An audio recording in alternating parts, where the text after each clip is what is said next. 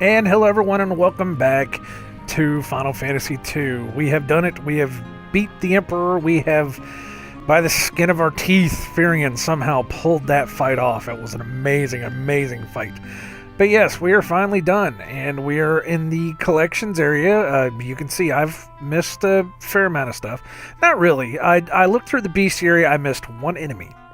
I missed an Iron Giant that was in Pandemonium, which I didn't know I was supposed to be looking for him. Apparently he's kind of rare, but I missed an Iron Giant, and I missed some item collection stuff, which means that we only have a 97% art gallery completion. Kind of sucks, but it is what it is, and I'm not going back through the game to replay it. Sorry. So we're just going to have to put up with it. But this is the long-ass review. Now, of course, as I go through this, I'm just going to skip through. It was right there. It's the 124. That's where the Iron Giant's supposed to be. But the way I did it in Final Fantasy 1, we just kind of went through these, just kind of checking them out, looking at them, seeing what these things look like. You do get the music in the background, and they do kind of change for some of the bosses, which is kind of interesting within itself. But anyways, let's talk about Final Fantasy II. This has been a hell of a trip. It's been a very, very interesting trip. Of course, there's a lot of people that like to go on and on and on about how the battle system is extremely screwed up and how it's very hard to get anywhere in it. How you only can level up by actually using an action or doing an action, things like that. And I've always thought that was, when I went into it, I thought, okay, that's a little screwy. I don't know if I'm going to be able to handle that or not. And honestly, when you actually put it into effect, it's not the worst thing in the world. It was actually really fun, especially the way I did it. Because there's different ways to cheat yourself, or to cheat around the system. The one way that I've heard is that you go through and you... See, this was considered a boss, so the music changes. And it does this back and forth between a couple of these monsters. So it's like I said, you gotta put up with it. But one of the ways you can do it is you can get into the really low-level fights and just sit there and hit yourself. Now, I did that for a while. I did that for a fairly long time, and I really wasn't getting anywhere as I was doing it. And then I found a kind of walkthrough on YouTube on places where you can go where the enemies will beat up on you enough that it will cause your HP to constantly go up. You just have to really, really work at not dying while you're doing it. And that helped me more than anything else, is just to be able to go from place to place and say, I know that these monsters in this area are about 5 levels above me, and if I just play it careful, just kill them one at a time, make sure that I'm not getting too killed while I'm doing it, that I'll be able to make it through. And sure enough, I made it through just fine. Now, one thing I didn't say about this enemy, the Death Mask, that looks like the Red Skull from Marvel Comics with the Ghost Rider flames behind him. Can you imagine that? The Red Skull with Ghost Rider's power? Oh god, that'd be crazy. That'd be awesome, but it'd be crazy. Anyways, but yeah, I found that way of doing it. It worked out so well for me, and I was able to play Final Fantasy. I was able to play it the way that you would play it. You'd go to a place and you would just grind it out. And when you got too hurt that you couldn't go on, you went back in town and you rested. And then you just went back out and just started it over again. And that worked out so well for me. And by the end of it, I didn't have full health. I didn't have full HP. I didn't have full attack. I didn't, I wasn't blowing up the charts, with my stats. But what I did have was enough to be able to get me through. Now, of course, there were a lot of things, especially with the magic spells and things like that that I never used. I mean, there was a lot of magic in this game that I just never used. El Gatos. Still working on that WWE 2K17 thing. Sooner or later I'll get to it. I don't know when. He is already created, and I have kind of already put him into the game. I just need to play him. But that's a whole other story. But it's just a matter of, knowing what you can and can't handle, as far as leveling up. And like I said, it got to that point where, as I was leveling up, I did kind of stop and say, I haven't used any magic whatsoever. And you don't really use the magic too much. There was a point where my HP was up so high and my attack was up so high that my magic was way, way low, and I said, man, we've really got to start using magic. So that was whenever I forced myself to start using magic on just about everything I could. And what really helped me more than anything else is whenever I was able to get the swap magic spell, which would allow you to swap your HP and MP out for an enemy's HP and MP. And that within itself helped me to level my characters up. And it's a cheaty way of doing it. I absolutely admit that. It's a very, very cheaty way of leveling up through this game. And if it wasn't there, I don't know how much fun this game would have been. It's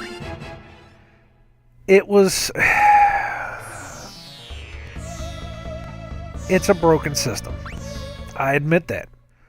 I absolutely admit that this was a broken system. And that they could have done so much better. But you have to give them some respect, because they did try something new. They really did try something new, and it wasn't the worst thing in the world. I do really have to wonder, though, what would this game have been like? Especially on the NES. What it would have been like to go through this game not knowing what we know now, not being able to share all of the information on the internet, to be able to look up a YouTube video and say, oh yeah, if you just go out to these certain areas and, kill these certain monsters and really take care of yourself, what would it have been like? And I really don't know. I truly, honestly don't know. There's a tiny part of me that really wants to use the ROM of the Final Fantasy II that I have and go through and see what happens. There's a tiny part of me that wants to just go and buy Final Fantasy II from Japan and just try it out and see how far we can get, because I've heard that the original NES version of this is actually a lot harder than this version was. I don't know, but I just know that I had fun. I had fun doing it. It was a very cool experience. For this version, I love the graphics. The sound. You hear me? The music. The music was amazing. Of course, Nobuo Uematsu, who did the original music and did all of the remastered music. All of the designs, of course, were done by Amano. Was it Yashitoki Amano? Is that what his name is? I can't even remember now, man. That sucks so much. Coming into a reveal like this, you don't even know what you're doing. But the whole thing, it reeks Final Fantasy. It absolutely is. It was Final Fantasy, and the story, which I haven't gotten to yet, but the story itself was pure Final Fantasy. Now, as far as the story, this was Star Wars. Let's be honest. You've got four youths. One of them who is very much a Luke Skywalker type. You have a female who is very much a Princess Leia type. You have Gus, who is very much Chewbacca type. Come on, guys, I'm stretching here. Come on, just work with me here. And then, of course, you have Leon, who in the end, was basically Darth Vader, who was working for the Emperor, who got turned back. Okay, so maybe it's not Star Wars, but still, there was a lot of, we gotta go defeat the Empire, there's an Emperor, yada, yada, yada. I'm sure there's probably some other story out there somewhere that's similar to it that you could probably point at and say, oh yeah, there's that. But, honestly, it was good. I mean, I enjoyed it. There was this, let's be honest, this was not so much a Final Fantasy drama. This was a Final Fantasy tragedy, without a shadow of a doubt. If anybody's just watching this without having actually seen the playthrough or has looked up anything about the storyline at all, if you're just coming into this, you really must know that this game is a tragedy. And there are spoilers here. This is a spoiler review. So if you don't want to hear it, please feel free to turn the video off now, if you haven't already. But, so many main characters, especially a lot of, every main character pretty much that died, except for maybe the king, at the beginning of the game, who was the 5th person that died. As I said, there were 5 people that died in this game. 5 main characters that died in this game. And at the very end of it, Maria said something about only 4. And there was something in my head that said, no, that's not right. There were 5 people that died in this game. There's the thing. There's Doomsday. And there's Doomsday. Actually, that would be more of a... Who had the blue and green like that? A Rhino, maybe? I don't know. But I kept thinking, that's not right, because there were 5 people that died, I specifically remember. And in the very beginning of the story, the king died. Because it was Princess Hilda was the one that we always dealt with. And her brother, what was his name? Gordon Fishman. I remember that. And just so much tragedy. Just really, really. Man, this game really stuck the knife in and broke it off on you. Holy smokes. But it was what it was, and it honestly did make for a really good game. Without a doubt, I liked being able to go through every single little bit of it and, finding out where we were going next, what we were doing next. There were some times where I got lost, but it's a Final Fantasy game, so of course you're going to get a little lost. But, on that same token, it was still a game that I came into every day. More than Final Fantasy 1. I came into it every day and I wanted to play it. Because I wanted to see where the story went next. And I enjoyed the hell out of it because of that. And for that, I absolutely thank Square for making this game. For redoing the game, yeah. Plus, you get to fight a behemoth. Look at that thing. And this was the first Final Fantasy that had a lot of the standard Final Fantasy tropes that you see constantly through the series. Of course, you had Sid, who has, he's made it through just about all of them. You have the Chocobo, who first popped up in this one, and then a lot of the enemies that you first saw in this game that you didn't get to see in Final Fantasy 1 made it into it as well. Don't ask me to quote any of the enemies, because more than likely I'm probably going to get it wrong anyways. Beelzebub. You should have called it Beelzebub. I mean, it's like it's a fly, man. Look at that thing. God, jeez. Astaroth. I still have not looked up that name to see who it was. It's 7,000 points HP on that. Wow. And then, of course, finally, the Emperor, who had 10,000 HP, and it's so crazy that at the very end of it, for whatever absurd reason, just sitting there holding the button, Firion, if you haven't watched the video, go back and watch that video. Just that tiny last little bit of that video where Firion is able to kill the Emperor. just by just slowly whacking him. And I don't even know. I had blink on him and I had haste on him, I think.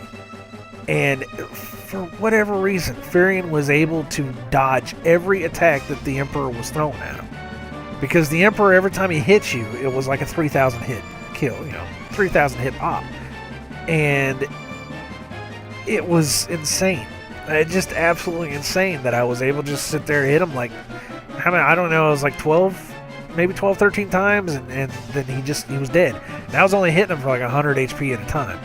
So it was like, what the hell? That's the longest fight in the world, but I'll be damned if we made it through. Was that it? I think that was it. But yeah, it was an amazing game. Without a doubt, an amazing game. We don't need to look through this so much. I got all this stuff. Yeah, I missed 3 things in Castle Palmacia, and I missed 1 thing in the Dreadnoughts. Yeah, there it is right there. Alright, now let's go through the art gallery. Now, I'm going to let you look at what everything is, because I have to go in and out to be able to look at what everything is. And I have looked through a lot of these already, just to see. And most of this stuff I already have inside of my books. I bought, what was it called? The Sky. Yoshitaka Amano's The Sky. There's like 3 separate books that are basically the art from Final Fantasy 1 to Final Fantasy 10. So a lot of this stuff I've already seen. So let's hide that and we'll just go through this. I don't even remember what I was saying now. I really don't remember what I was saying. But it was enjoyable. It was absolutely enjoyable. I'm guessing that's Gus. I can't really tell. It looks like Gus. Big, brawny bastard. And of course Maria. I don't know why the lizard is there beside her, but still. But it was absolutely fun, and I do love the hell out of it. Is that the Hornets? Wow. But from top to bottom, it was a great experience, and I'm glad I did it. I'm absolutely glad I did it. I had said before we came into it that Final Fantasy II, just like Final Fantasy III, the only 2 that I have never played. Because I had this collection, Final Fantasy Origins.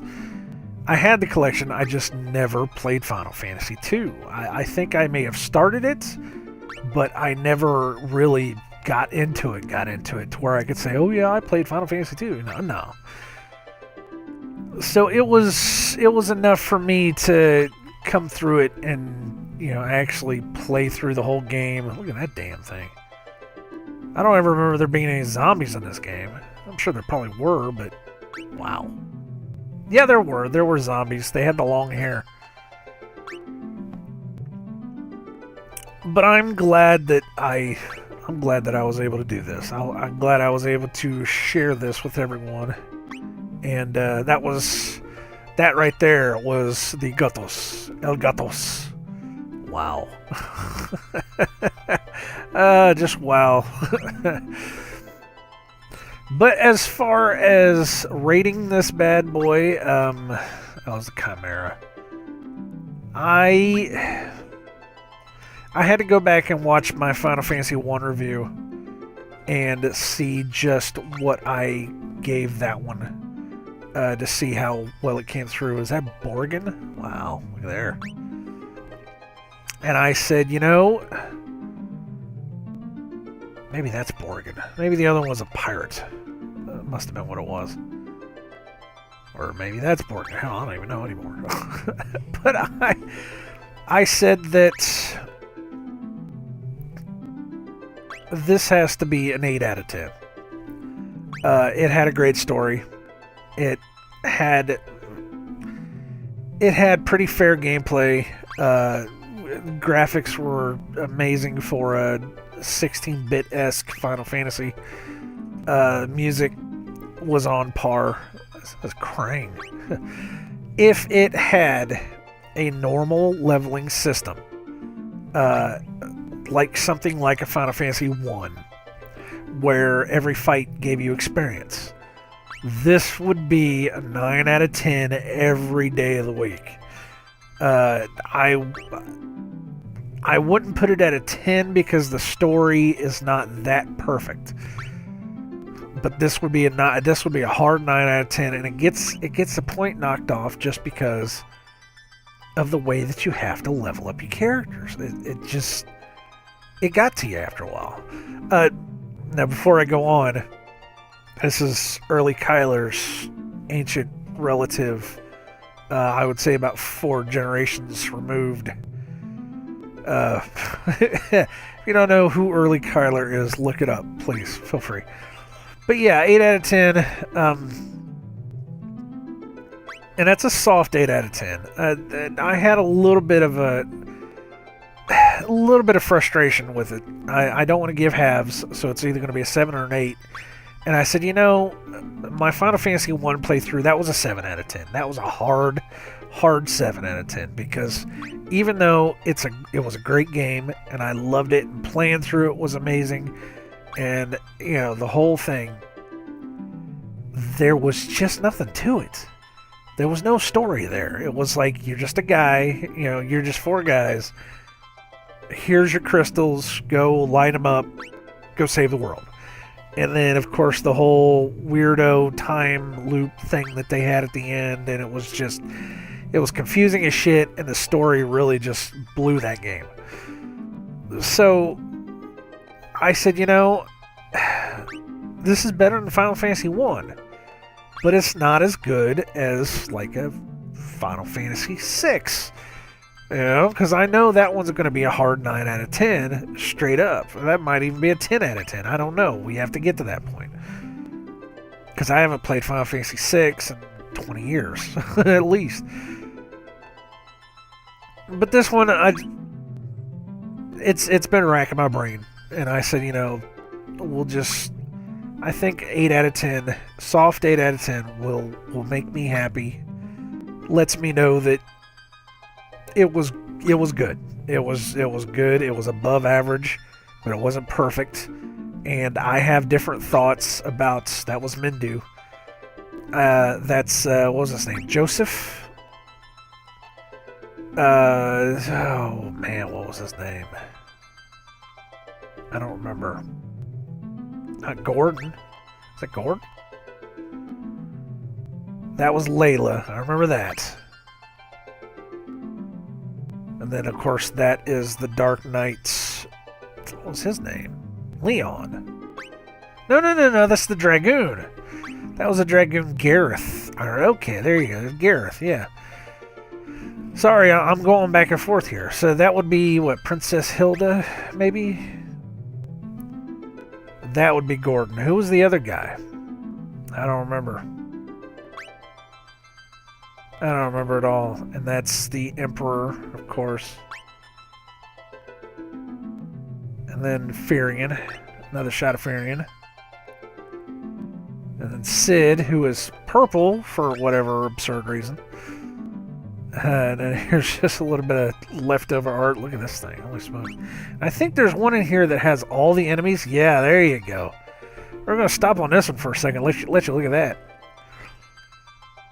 But it was way better than Final Fantasy 1, without a doubt. But the gameplay system, even though I enjoyed it and I liked it, some people didn't.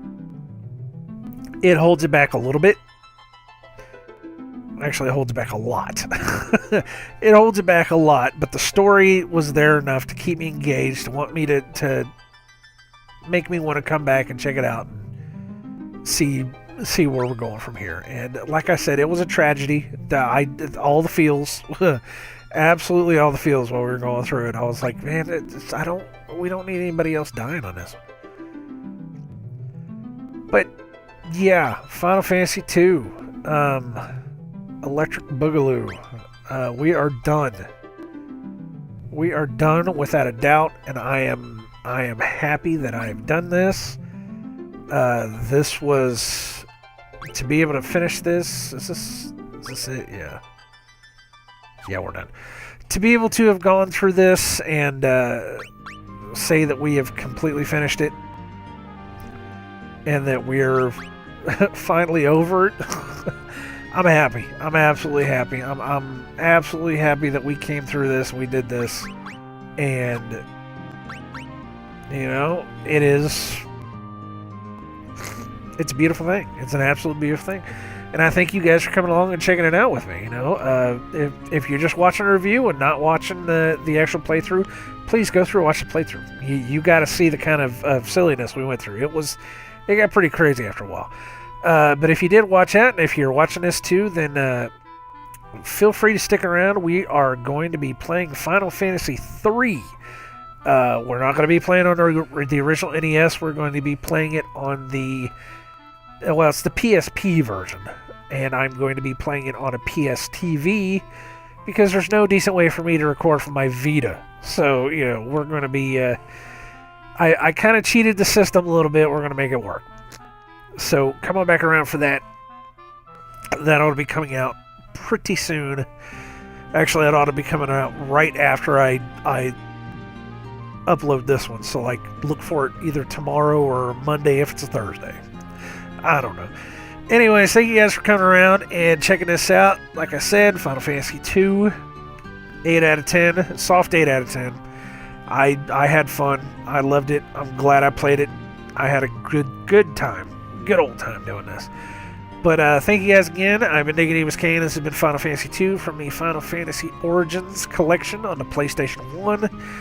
Played all the way through on my wonderful PlayStation 3, who has groaned and spat and shuddered and made every kind of noise possible through this playthrough. I think I need to open it up and clean it out because it's starting to get time. But hey, if you got any enjoyment, like, comment, subscribe, or don't. And until Final Fantasy III, I wish you all well in all your future endeavors, and I hope that the world lasts for you. Thank you very much yet again. Final Fantasy II, in the bucket, in the hole. See you guys. Final Fantasy III. Later.